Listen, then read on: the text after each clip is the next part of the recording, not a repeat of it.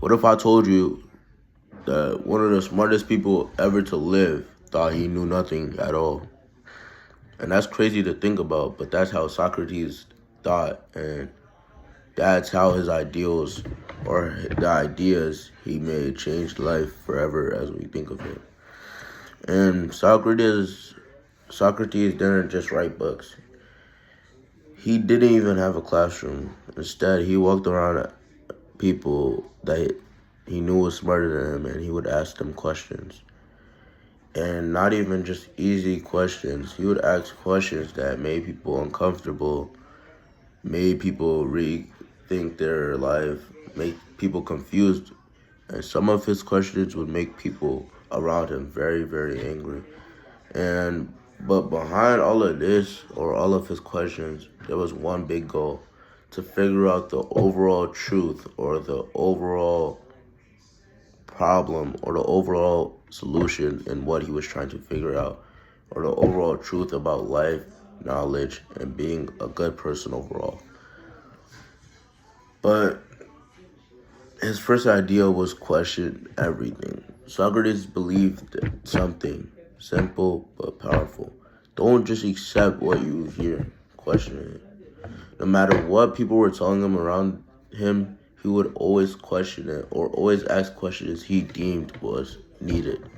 And most people go through life just believing things because that's what someone said, or that's what people are telling them. But Socrates always challenged that narrative.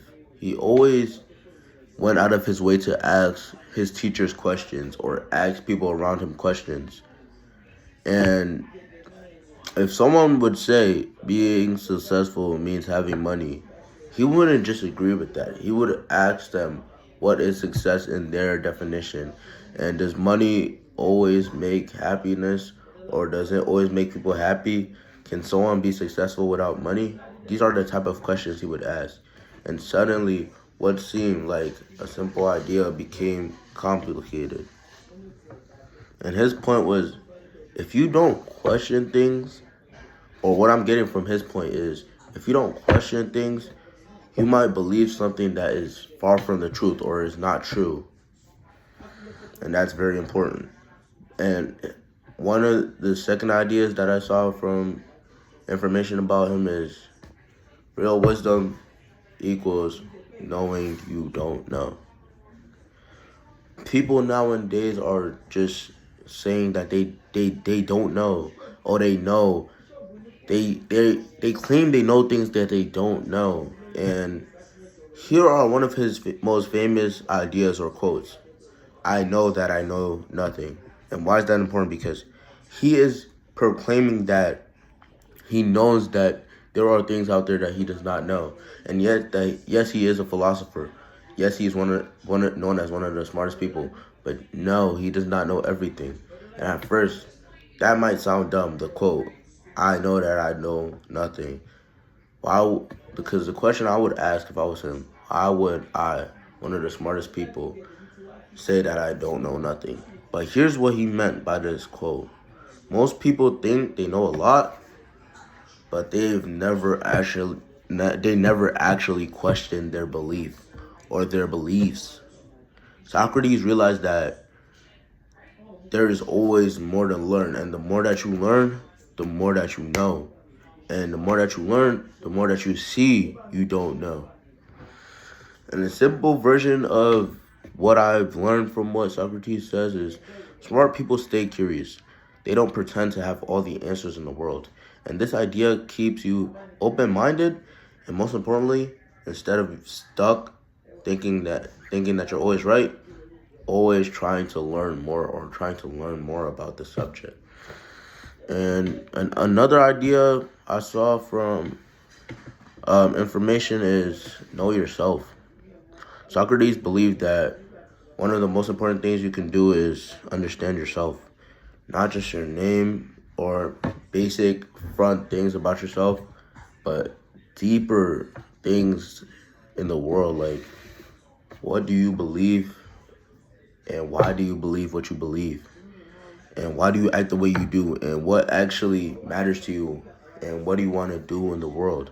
These are questions Socrates would ask himself. And this is why he felt like knowing yourself is very important. Because if you don't figure that out, you might end up living someone else's life. And you might end up living someone else's ideals or beliefs, or living what someone else wants to live. And that's not something that's good.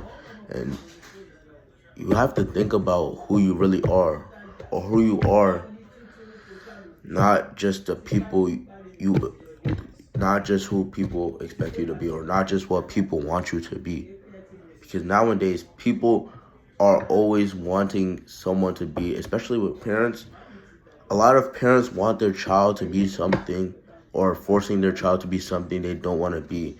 And a lot of parents don't like it when their child says no, they don't want to be this thing, because they always want their child to be greater than them, or be the same thing they were. So one of my last ideals I got from him is being good matters most. He thought that, or he said that being good is more important than having riches or fame. He felt that being good mattered more than anything else in the world. And I agree with that, because if you are a good person, that can open connections, job opportunities, and that can help you get the rich and the fame. But at the end of the day, you can always be humble with whatever you're given, because in his views, doing something wrong, even if you benefit from it, or even if you gain money or fame from doing something wrong, it actually harms you in the good run, or in the long run. Because bad doings will always catch up to you. And people ask why, or people back then would ask Socrates why he thinks that. And that's because it damages your character. And the simple version is, doing the right thing will always pay off. And doing the right thing is more important than winning 100% of the time. And the final ideal I have is, people do wrong because they don't understand. Socrates had one of the more interesting takes on bad behavior that I've seen throughout all the prehistoric or historians I've studied, or philosophers I've studied. He didn't think people were just bad or just evil for no reason. Instead, he believed that people do bad things because they don't fully understand what is good from bad, or what is right. Because, for example, right, some people lie to get ahead, or to get further in life. But they don't understand that lying hurts others, and it can also hurt themselves. And people mess up because they don't really get what's right yet. That's what he focused on speaking about in his ideals. And this is why he focused so much on teaching and questioning, because understanding leads to better choices. And when you understand things, you learn what's right from wrong, and you try your hardest to stay away from the wrong. And honestly, truth comes from this discussion. That was the last thing I studied, because Socrates didn't give lectures. He didn't stay in a. Nowadays, people just stay in a college room and they just listen to lectures. Socrates had discussions. He had conversations about beliefs he had. He would talk to others around him and ask them what their opinion is, instead of just teaching them. And this became known as the Socratic method, or the method that Socrates used for learning or teaching.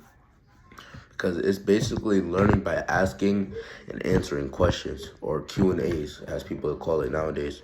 Instead of saying, hey, this is how I believe, and this is the truth, like teachers do nowadays, he would guide the people around him to figure themselves, and figure their belief, or figure their belief on the answer. And the final thing I will say is, you learn better by thinking it through, not just being told. Thank you for listening to this short Socratic method, and how I feel about Socrates and his teachings. Thank you for listening.